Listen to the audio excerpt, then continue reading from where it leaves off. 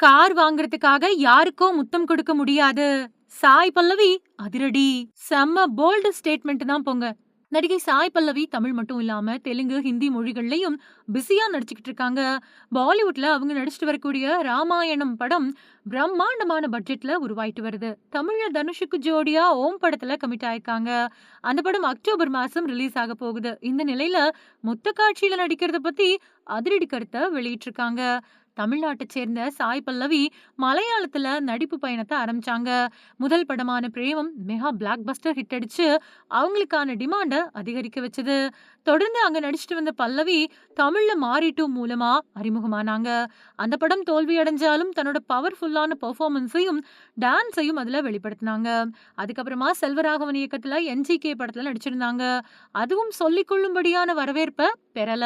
இப்படிப்பட்ட சூழல்ல கார்கி படத்துல நடிச்சாங்க. அந்த படம் சூப்பர் ஹிட் ஆகி அவங்களுக்கு நல்ல பேரை வாங்கி கொடுத்தது.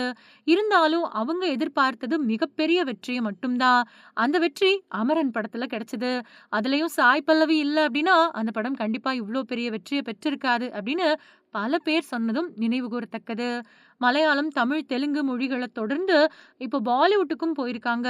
முதல்ல அவங்க ராமாயணம் படத்துல தான் அறிமுகமானாங்க. ஆனா அது ரிலீஸ் ஆக லேட் ஆயிடுச்சு. அதுக்கு முன்னாடியே ஏக் தீன் அப்படிங்கிற படம் மே 1ஆம் தேதி ரிலீஸ் ஆச்சு.